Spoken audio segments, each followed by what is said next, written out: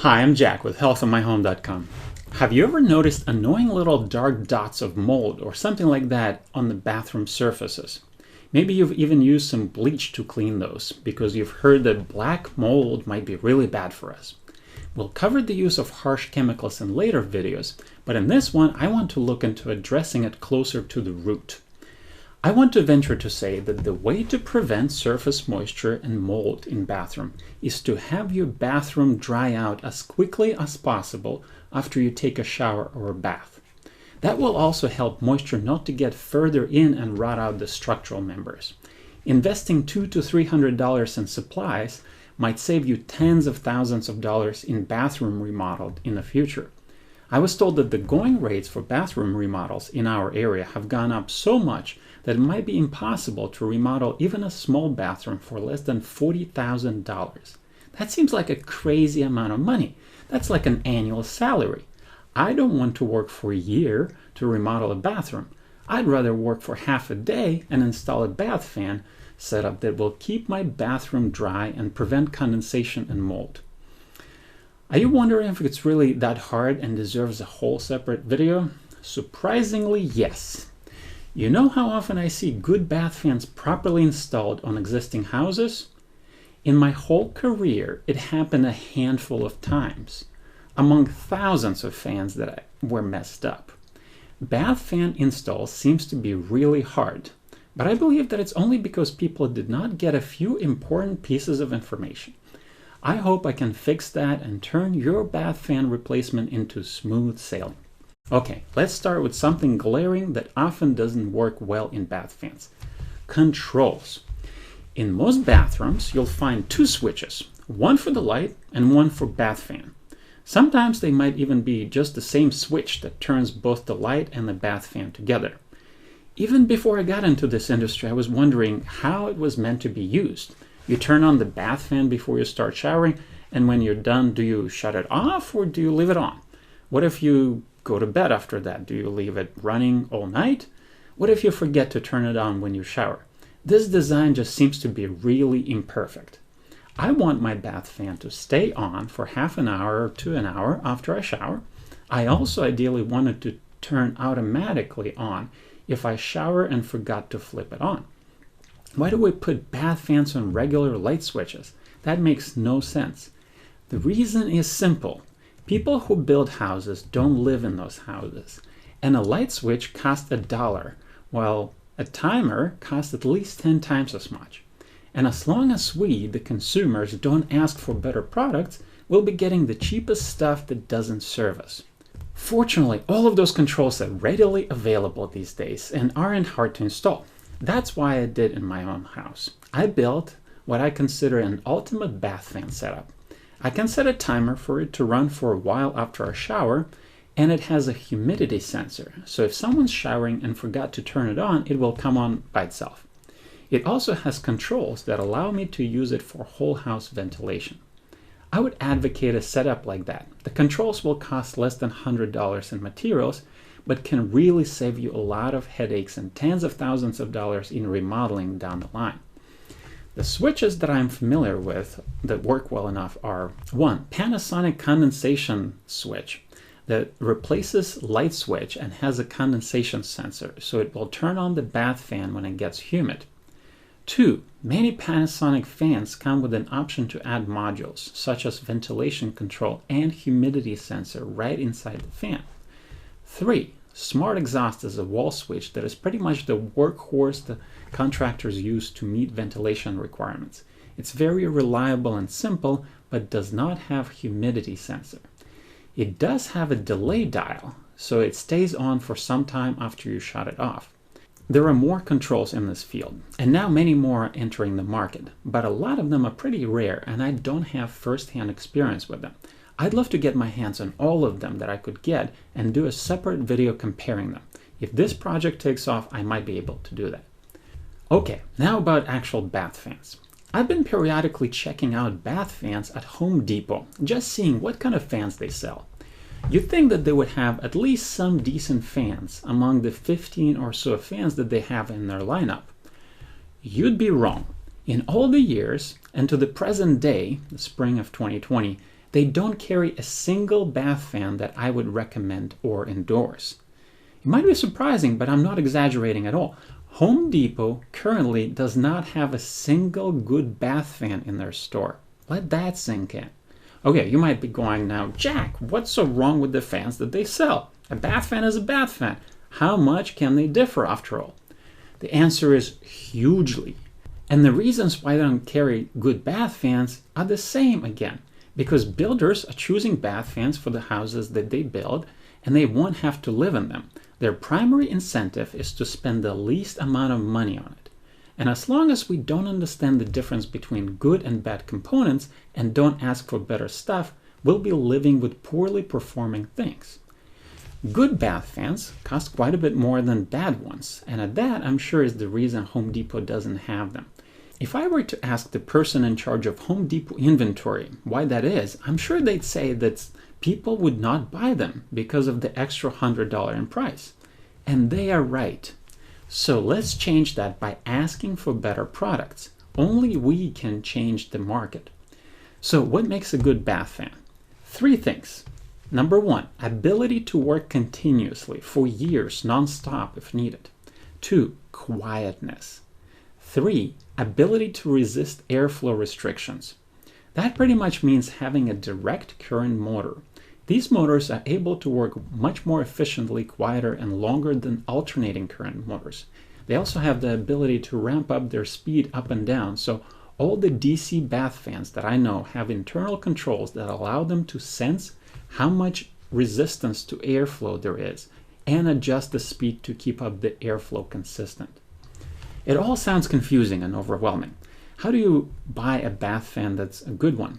Fortunately, there is a very simple shortcut. Look at the zone rating. It's the rating that shows how loud the bath fan is. Good bath fans that I would endorse have a zone rating of 0.3. That means that they're so quiet that when they're working, you have to freeze for a second to hear if it's on. I've heard a few people be comforted by their loud bath fans and like the feeling like their bathroom noises can't be heard if it's on. Here's a little tip for you if you want your bathroom noises really not be heard. Turning on a source of sound in the bathroom where you are is ineffective. It only makes you not be able to hear others, but they can still probably hear you. Instead, turn on music or TV or other sources of sound near where the other people are. Like if you have your family in the living room, that's where you want to turn on the sound. That way they won't hear you in the bathroom. So if you buy any bath fan from any manufacturer that is rated at 0.3 zones, it will be a DC motor bath fan that is super quiet and adjusts airflow to always suck as much air as it's rated for. Yes, this would be the place to insert a joke about other bath fans sucking not as much, which is not a compliment for bath fans, but I won't. I'll keep it classy. You'll discover that as far as the brands go, Panasonic is pretty much dominating the market of good bath fans, but they're not the only player though. One brand that I personally like that makes good fans that are cheaper than Panasonic is called Delta.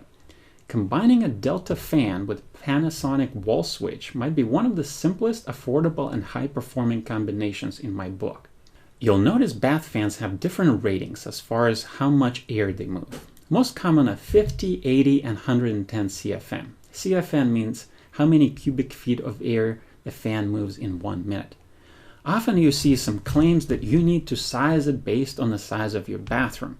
In reality, bathroom size has nothing to do with how powerful of a fan you want in there. If anything, a smaller bathroom might need a more powerful fan since it has less volume for humidity to mingle before it condenses. If you have a 200 square foot bathroom, it would take much more humidity to create condensation under the same circumstances than a more common 50 square bathroom. I'd say that for mass majority of bathroom, 80 CFM is the perfect amount of airflow. You would only need more if you're running a commercial operation with multiple showers being used at one time. When I test performance of most bath fans installed, I find that most are not moving anywhere as much air as their rating says. But it's not even the actual bath fan that's to blame. The two main reasons why that is in their venting and the fact that they were probably never cleaned. So let's talk about venting.